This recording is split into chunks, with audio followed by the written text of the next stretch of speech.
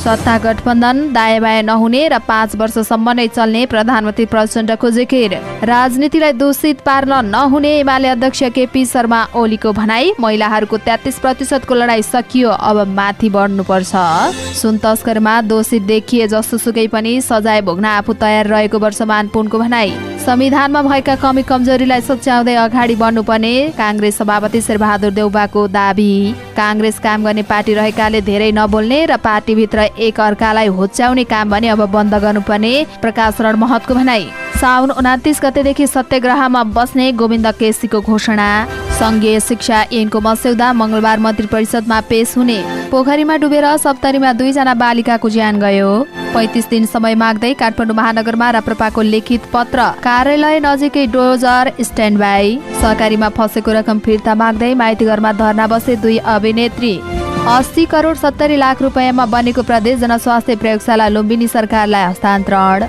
भुवन केसीले सार्वजनिक गरे पहिलो वर्षको उपलब्धि र कार्ययोजना। न्यायालयहरूमा समयमै न्यायाधीश नियुक्ति गर्न राष्ट्रिय मानवाधिकार आयोगको आग्रह। स्वास्थ्य नीति लागू गराएरै छान्ने मन्त्री बस्नेतको दाबी। 4 दिनमा थपिए 1000 बढी डेङ्गु संक्रमितको संख्या 5000 नाग्यो। मधेसमा काङ्ग्रेसका मोहम्मद समीम र जनमतका चन्दन सिंह मन्त्री नियुक्त। प्राविधिक शिक्षकको विषयगत परीक्षा असोज 13 गते हुने। चामलको मूल्य बढेपछि होलसेल व्यापारीसँग वाणिज्यको छलफल। बजार अनुगमन तीव्र बनाइने। सुन तस्करीको जरोसम्म पुगेर अनुसन्धान गर्ने प्रधानमन्त्री प्रचण्डको प्रतिबद्धता। रासपाको दबावमा परेर सरकार भ्रष्टाचारका पुरानो फाइल खोल्न बाध्य भएको रवि लामिछानेको दाबी। एमाले अडान नछाडेपछि प्रतिनिधि सभा बैठक स्थगित। सुन प्रकरणको छिनोफानो नभएसम्म संसद चल्न नदिने प्रधानमन्त्रीसँग एमाले अध्यक्ष केपी शर्मा ओलीको अडान। राप्रपा केन्द्रीय कार्यालयमा काठमाडौँ महानगरपालिकाले डोजर चलाउने। 300 नगर प्रहरी लिएर डोजर पुग्यो। सूचना प्रविधिको विकास सरकारको प्राथमिकतामा रहेको मन्त्री शर्माको भनाई। निर्माण व्यवसायीले काठमाडौँमा गरे प्रदर्शन। कोरिया सहितका मुलुकमा मौसमी कामदारका रूपमा श्रम स्वीकृत नदिने मन्त्रालयको भनाई। देशभर 77% धान रोपाई, गत वर्षभन्दा 13% बिन्दुले कम। पोखरामा यति एयरलाइन्सको विमानमा मुसा भेटियो। नयाँ टेली श्रृङ्खला लफडा ल्याउँदै राजु मास्टर। र भारतमा चलिरहेको रेलमा गोली प्रहार, 1 प्रहरी सहित 4 जनाको ज्यान गयो। नमस्कार, अनलाइन समाचारमा यहाँलाई हार्दिक स्वागत छ। म सावित्रा कोइराला। आज मिति 2080 साल साउन महिनाको 16 गते मंगलबार। पूर्णिमा व्रत विश्व स्तनपान सप्ताह प्रारम्भ। आज पनि हामी उपस्थित भइसकेका छौँ। देशभरका के भयो सम्पूर्ण जानकारी लिएर हाम्रो भिडियोलाई अन्तिमसम्म हेर्नुहोला। अनि कस्तो लाग्छ त्यस्तै सल्लाह सुझाव अनि प्रतिक्रिया तल कमेन्ट बक्समा कमेन्ट गर्न सक्नुहुनेछ। अब समाचार विस्तारमा। प्रधानमन्त्री पुष्पकमल दाहाल प्रचण्डले वर्तमान सत्ता गठबन्धन 5 वर्षसम्म नै टिक्ने बताउनु भएको छ। सोमबार साउन 15 का अवसरमा सिंहदरबार स्थित खिरखाने कार्यक्रममा बोल्दै प्रधानमन्त्री प्रचण्डले भन्नुभयो, अहिले सत्ता गठबन्धन 5 वर्षसम्म नै चल्छ। यसमा दायाँ बायाँ हुँदैन। अब ढुक्क हुनुहोस् र काम गर्नुहोस्। बीचमा थोरै गठबन्धन के होला जस्तो भयो। अब सबै अन्यल हटेको छ। प्रधानमन्त्रीले आइतबार मात्रै प्रधानमन्त्री कार्यालयलाई कसरी व्यवस्थापित गर्न सकिन्छ भनेर छलफल भएको भन्दै खिरखाने कार्यक्रम राखेर राम्रै भएको बताउनु भयो। यो हाम्रो मौलिक चाड पनि हो। यसले एक आपसमा घुलमेल गर्न सहयोग गर्छ भन्ने ठानेको छु, प्रधानमन्त्री प्रचण्डको भनाइ छ। साउन 2 गतेदेखि 10 गतेसम्म चलेको काङ्ग्रेस केन्द्रीय समितिको बैठकमा गठबन्धनलाई निरन्तरता दिने निर्णय भएको भन्दै उहाँले काङ्ग्रेसकै सहमतिमा समाजवादी मोर्चा समेत बनेकाले गठबन्धन 5 वर्षसम्म जानेमा कुनै पनि शङ्का नगर्न आग्रह गर्नुभयो। नेकपा एमालेका अध्यक्ष केपी शर्मा ओलीले राजनीतिलाई दूषित गर्न नहुने बताउनु भएको छ। सोमबार ललितपुरको च्यासल स्थित कार्यालयमा आयोजित युगदूत विमोचन तथा स्रष्टा भेटघाट कार्यक्रममा अध्यक्ष ओलीले सबै नागरिकहरूको महान राजनीति भएकाले पनि यसलाई दूषित गर्न नहुने बताउनु भएको हो। राजनीतिमा लागेका केही व्यक्ति खराब हुन सक्ने भए पनि समग्र राजनीति नै खराब भन्न नमिल्ने उहाँको भनाइ छ। ओलीले सुन्दर र आधुनिक भविष्य निर्माण गर्न द्रुत गतिले अगाडि बढ्नुपर्ने र सामाजिक विकास गर्नुपर्ने जिकिर गर्नुभयो। उहाँले अब मुलुकमा 33% महिलाको सहभागिताको लडाई सकिएको र यो भन्दा अगाडि बढ्नुपर्ने उल्लेख गर्नुभयो। उहाँले अन्य धेरै विकसित देशहरूमा 33% सहभागिता पुर्याउन अझै बाँकी नै रहेको बताउनुभयो। नेकपा माओवादी केन्द्रका उपमहासचिव वर्षमान पुन अनन्तले सुन तस्करी प्रकरणमा आफू दोषी देखिए जस्तोसुकै सजाय भोग्न तयार रहेको स्पष्ट पार्नु भएको छ। सोमबार संसद भवन नयाँ सञ्चारकर्मीसँग कुरा गर्दै पुनले 8 वर्ष पहिला भएको भेटघाटको समयमा खिचिएको तस्बिरलाई लिएर अहिले आफ्नो नाम मोचिनु आपत्तिजनक रहेको भन्दै सुन तस्करी प्रकरणमा आफू दोषी देखिए जस्तोसुकै सजाय भोग्न पनि तयार रहेको स्पष्ट पार्नु भएको हो। उहाँले सुन प्रकरणमा सहभागी भए जस्तो गरी प्रचार गरिएको भन्दै राज्यको जुनसुकै निकायले पनि गर्ने छानबिनका लागि आफू तयार रहेको बताउनुभयो। सुन प्रकरण लगायतका कुनै पनि प्रकरणमा दोषी देखिए माओवादी वा अन्य कोही व्यक्तिलाई छान्न नहुने उहाँको भनाइ छ। उहाँले पदाधिकारी बैठकमा पनि आफूले छानबिन गर्न प्रधानमन्त्रीलाई सुझाव दिएको र प्रधानमन्त्रीले पनि निष्पक्ष ढङ्गबाट छानबिन गर्ने प्रतिबद्धता जनाउनु भएको जानकारी दिनुभयो। पुनले संसदीय समिति, न्यायिक समिति वा स्वतन्त्र छानबिन समिति बनाउन माओवादी केन्द्र र प्रधानमन्त्री तयार रहेको बताउनुभयो। नेपाली कांग्रेसका सभापति शेरबहादुर देउवाले अहिलेको आवश्यकता राष्ट्रिय एकता भएको बताउनु भएको छ। नुवाकोटमा कांग्रेसको खिरखाने र चियापान कार्यक्रमलाई सम्बोधन गर्दै उहाँले अहिले संविधानमा भएको कमी कमजोरीलाई सच्याउँदै अगाडि बढ्नुपर्ने जिकिर गर्नु भएको हो। उहाँले भन्नुभयो, अहिले नै नभए पनि भोलिका दिनमा आवश्यकता अनुसार हुन सक्छ। अहिलेको महत्त्वपूर्ण कुरा राष्ट्र र राष्ट्रियता एकताको कुरा हो।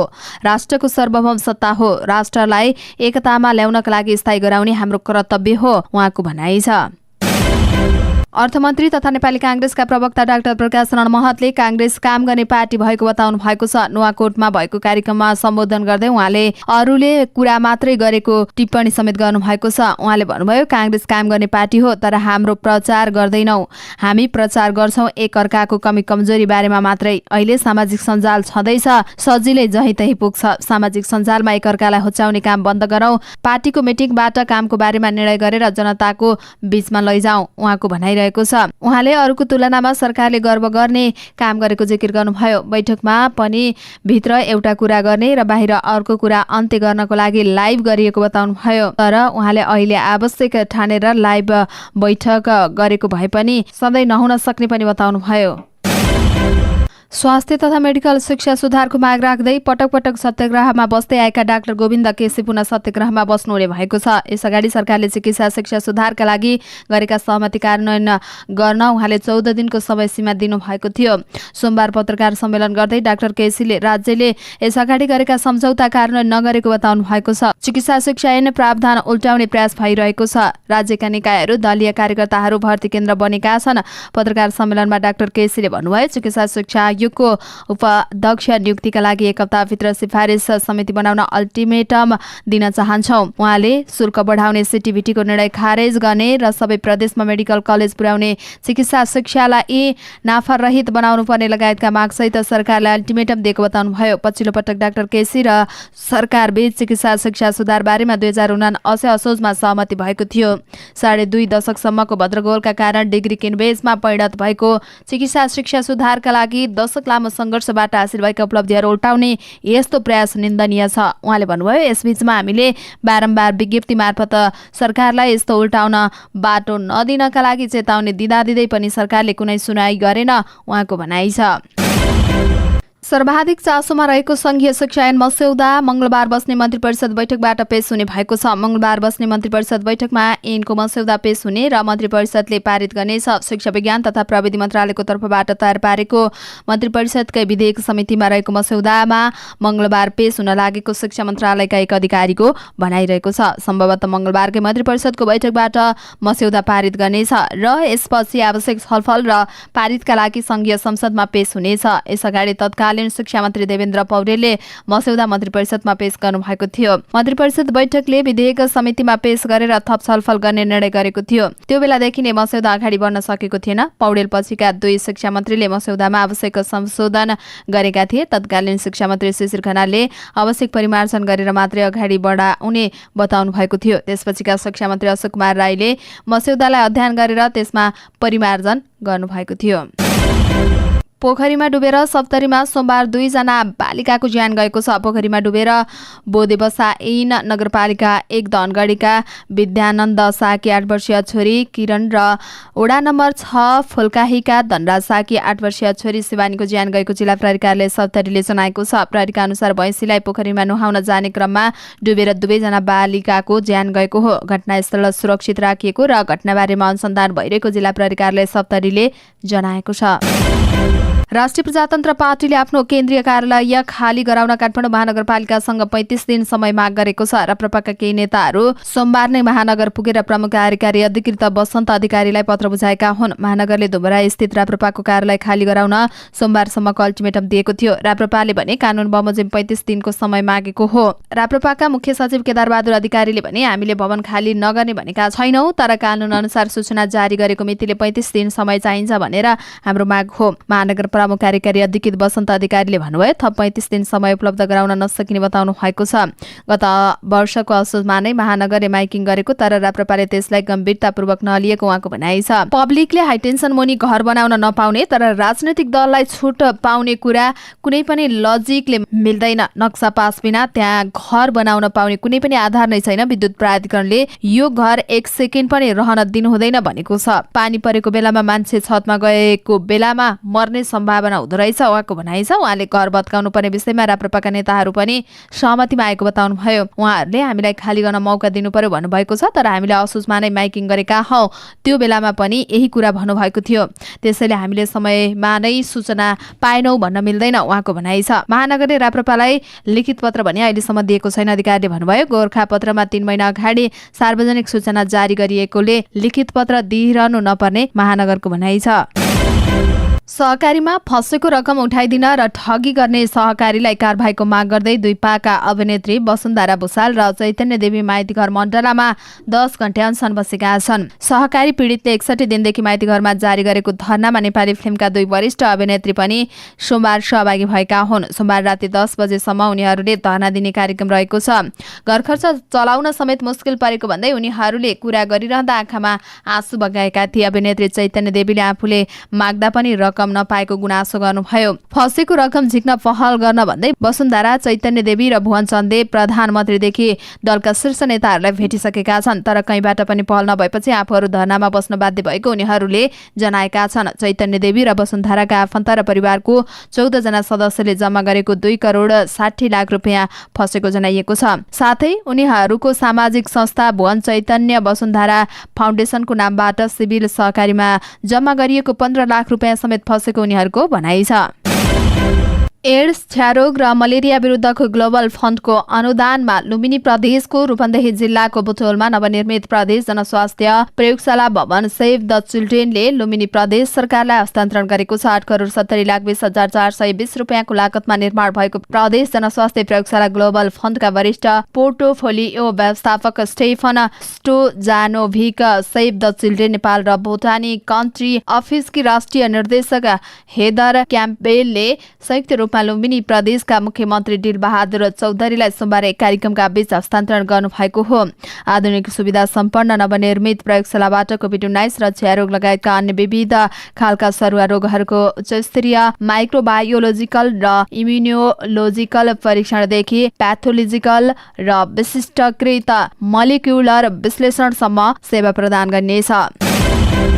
चलचित्र विकास बोर्डका अध्यक्ष भुवन केसीले सोमबार 1 वर्ष कार्यकालका उपलब्धि र आगामी कार्ययोजनाको सूची सार्वजनिक गरेका छन्। साउन 11 गते उनको कार्यकालको 1 वर्ष पूरा भएको छ। चलचित्र सम्बन्धी कानून संशोधन र एकीकरणका लागि बनेका विधेयकको मस्यौदा तयार भई मन्त्रालयमा पेश भएको कुरालाई अध्यक्ष केसीले आफ्नो पहिलो वर्षको महत्त्वपूर्ण उपलब्धिको रूपमा व्याख्या गरेका छन्।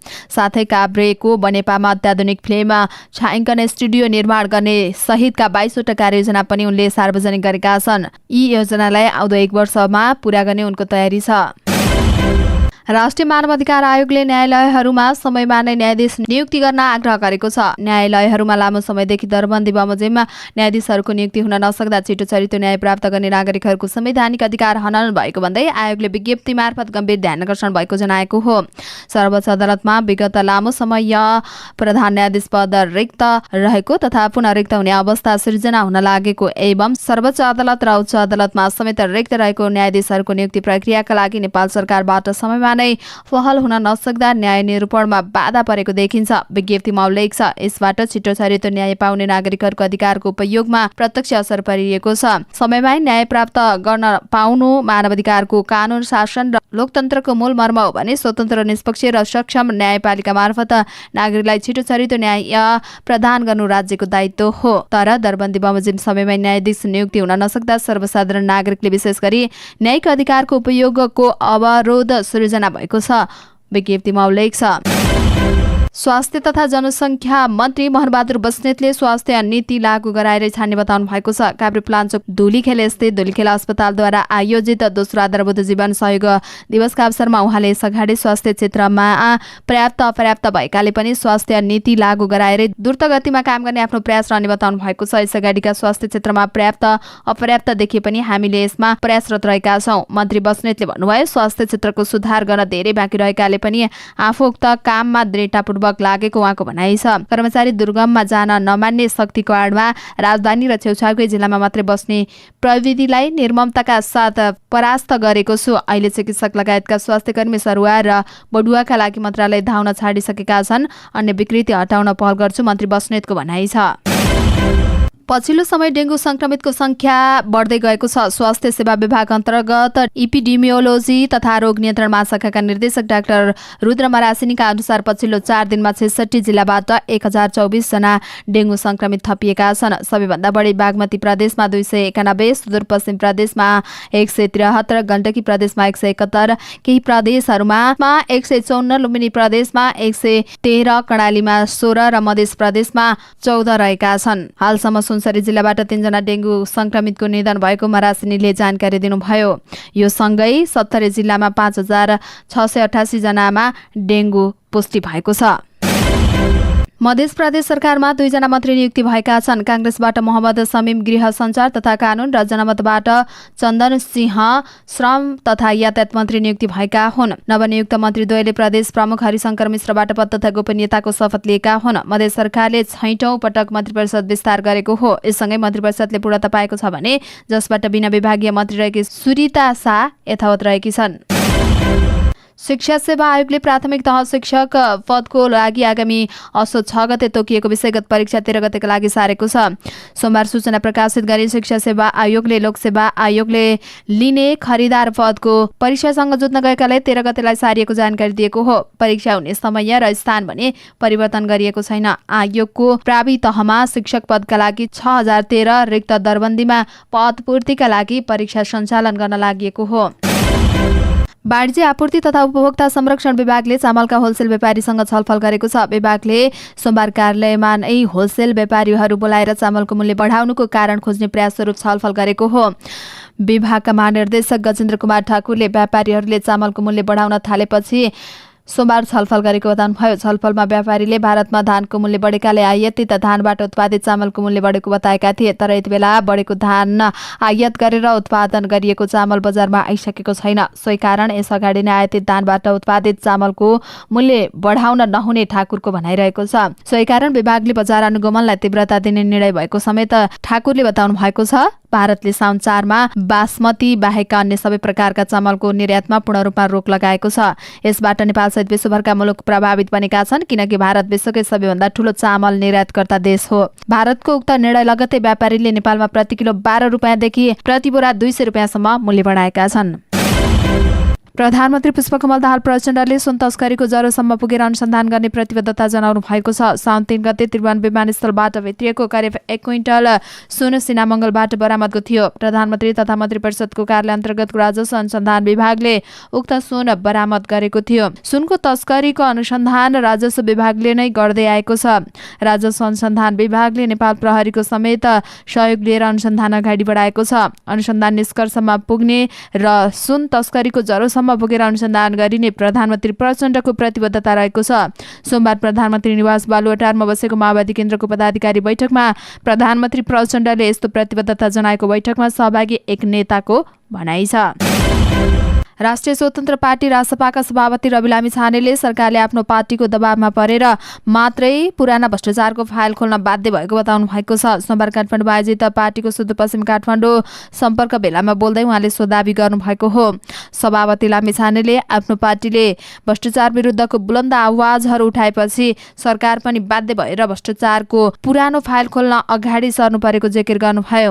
उहाँले भ्रष्टाचारको फाइल नखोल्ने हो भने 2084 सालको निर्वाचनमा आफूहरूको हकीकत कमजोर हुने देखेपछि सरकार र अन्य राजनैतिक दलहरू पनि भ्रष्टाचार विरोधी अभियानमा लागेको बताउनुभयो। सभापति लामिछानेले आगामी निर्वाचनसम्म सुशासन क्षेत्रमा सरकारले केही काम गरे आफ्नो पार्टीका लागि खुसीको कुरा हुने समेत बताउनुभयो। नेपाली जनता आफैले कोरेको समृद्धिको खाकालाई सार्थक बनाउनका लागि सुशासनको प्रत्याभूति चाहिने उल्लेख गर्दै उहाँले त्यसमा सरकारले केही गर्नुलाई आफ्नो पार्टीले गलत अर्थमा नलिने पनि पटक पटक दोहोर्याउनुभयो। हाम्रो उपस्थितिले मात्रै पनि जुन ढङ्गबाट होशियार देखिएको छ, ठाउँ ठाउँमा सदनदेखि सरकारसम्म र विभिन्न राजनैतिक दलमा जुन किसिमको एउटा चलायमान अवस्था देखिएको छ, यो आफैमा एउटा राम्रो संकेत हो। यसलाई मैले गलत अर्थमा लिएको छैन, राम्रो संकेत हो यो। र मैले सरकारको काम कारबाहीलाई पनि भनेको छु। जसरी भ्रष्टाचार विरुद्धको बुलन्द आवाज उठाउँदै राष्ट्रिय स्वतन्त्र पार्टी घण्टी बजाउँदै अगाडि आयो, सभापति लामिछानेले भन्नुभयो सम्भवतः यो आगमनले कहीँ न कहीँ सरकारलाई पनि पुराना भ्रष्टाचारका फाइल खोल्न प्रेरणा दिएकै हुनुपर्छ र लाएकै हुनुपर्छ कि अहिले फाइल खोलिएन भने 84 सम्म त के हो भन्ने लागेकै हुनुपर्छ। त्यसकारणले यो संकेत देखिएको छ। ठिक छ, हामी खुसी छौँ। हामीले निर्वाचनमा जानु अगाडि उठाएका विषयमा सरकारले आउने निर्वाचनको समय अगाडि नै धेरै सरसफाई गर्न सकेछ भने हाम्रो काम सजिलो हुनेछ। किनकि नेपाली जनताले जब जुन विकासको एउटा समृद्धिको खाका कोरेका छन् र त्यो समृद्धिको खाका कोर्नुभन्दा अगाडि जुन किसिमको सुशासनको प्रतिबद्धता चाहन्छन् त्यसको छनक देख्न पाएको हुनाले पनि हामी खुसी छौँ। हामीले यसमा दुःख मनाउने कुरा छैन, उहाँको भनाइ छ। प्रतिनिधि सभाको बैठक स्थगित भएको छ। एमालेले अडान नछाडेपछि मंगलबार दिउँसो 1 बजेसम्मका लागि बैठक स्थगित भएको सभामुख सचिवालयले जनाएको छ। सुन प्रकरणको छिनोफानो नभएसम्म सदन चल्न नदिने एमालेको अडान छ। विमानस्थल बाहिरबाट ठूलो परिमाणको सुन बरामद भएपछि एमालेले गृहमन्त्रीकै संलग्नता रहेको भन्दै आरोप लगाउँदै राजीनामा माग्दै आएको छ। एमालेले गृहमन्त्रीको राजीनामा नदिएसम्म सदन चल्न नदिने अडान राखेको छ। सदन खुलाउन सभामुखले कार्यव्यवस्था समितिको बैठकपछि उपप्रधान तथा गृहमन्त्री नारायण काजी श्रेष्ठसँग छलफल गरिरहेको थियो। नयाँ बानेश्वर स्थित संसदको भवनमा भइरहेको छलफलमा उपसभामुख इन्दिरा राणा मगर पनि सहभागी हुनुहुन्थ्यो। नेकपा एमालेले सदन अवरोध गरेको छ। प्रधानमन्त्री पुष्पकमल दाहाल प्रचण्डले एमाले अध्यक्ष केपी शर्मा ओलीसँग भेटमा स्पष्ट जवाफ नदिएकाले पनि सदन चल्न नदिने एमाले प्रमुख सचेतक पदम गिरीले पहिले नै बताउनु भएको थियो। उहाँले भन्नुभयो अध्यक्षज्यूले प्रधानमन्त्रीलाई सुन प्रकरणको बारेमा छानबिन गर्न उच्च स्तरीय छानबिन समिति बनाउनु पर्छ, त्यसको जिम्मेवार गृहमन्त्रीले लिनुपर्छ भन्ने कुरा राख्नु भएको थियो। तर उहाँबाट स्पष्ट जवाफ आएर समितिको गठनको लागि पनि आनाकानी गर्नुभयो। उहाँले सुन प्रकरणको छिनोफानो नभएसम्म सदन चल्न नसक्ने बताउनु भएको छ। विमानस्थल बाहिरबाट ठूलो परिमाणको सुन बरामद भएपछि एमालेले गृहमन्त्रीकै संलग्नता भएको आरोप लगाउँदै राजीनामा माग्दै आएको छ। एमालेले गृहमन्त्रीको राजीनामा नदिएसम्म सदन चल्न नदिने अडान पनि राखेको छ।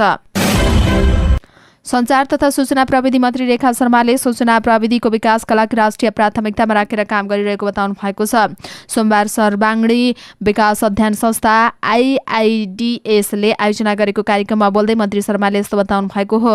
उहाँले सरकारले व्यवस्थित रूपमा ऐन कानुनहरूलाई परिमार्जन गरेर सूचना प्रविधिको क्षेत्रलाई व्यवस्थित गरी मुलुकको अर्थतन्त्रको महत्त्वपूर्ण आधार बन्ने बताउँदै सरकारले व्यवस्थित रूपमा ऐन कानुनलाई परिमार्जन गरेर सूचना प्रविधि क्षेत्रलाई व्यवस्थित गर्ने हो भने मुलुकको अर्थतन्त्रमा महत्त्वपूर्ण आधारको रूपमा खडा हुने बताउनु भयो। यसलाई व्यवस्थित गर्नुपर्छ भन्ने लागेको छ। मन्त्री शर्माले भन्नुभयो अब नेपालबाट विदेश श्रमिक होइन सेवा निर्यात गर्न सक्छौं। यसका लागि सरकारले सूचना प्रविधिलाई राष्ट्रिय प्राथमिकतामा राखेर काम अगाडि बढाएको छ। विज्ञहरूको सुझाव लिएर सरकारले नयाँ कार्यक्रमको थालनी र पुरानो कार्यक्रमको परिमार्जन गरी अगाडि बढेको छ। उहाँले सूचना प्रविधिको विकासका लागि सरकारले हरसम्भव प्रयास गरिरहेको बताउनु भयो। मन्त्री शर्माले अब नेपालबाट विदेशमा श्रमिक नभएर सेवा निर्यात गर्न सक्नुपर्ने बताउनु भयो। उहाँले यसका लागि सरकारले सूचना प्रविधिलाई राष्ट्रिय प्राथमिकतामा राखेर काम अगाडि बढाएको बताउनु भयो। उहाँले विज्ञहरूको सुझाव लिएर सरकारले नयाँ कार्यक्रमको थालनी र पुराना कार्यक्रमको परिमार्जन गरी अगाडि बढ्ने उल्लेख गर्नुभयो।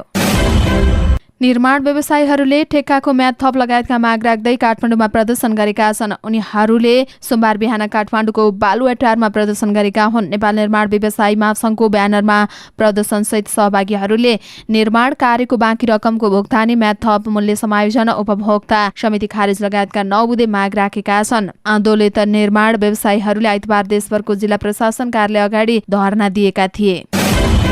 श्रम, रोजगार तथा सामाजिक सुरक्षा मन्त्रालयले मौसमी कामदारका रूपमा कोरिया सहितका मुलुकमा श्रम स्वीकृत नदिने स्पष्ट पारेको छ। सोही कारण मौसमी कामदारका रूपमा दक्षिण कोरिया पठाइदिने भन्दै आएका भ्रामक सूचनाहरूमा विश्वास नगर्न मन्त्रालयले सचेत गराएको छ। मन्त्रालयले भनेको छ, मौसमी कामदारको रूपमा वैदेशिक रोजगारमा जान वैदेशिक रोजगार विभागबाट श्रम स्वीकृत प्रदान गरिएको छैन।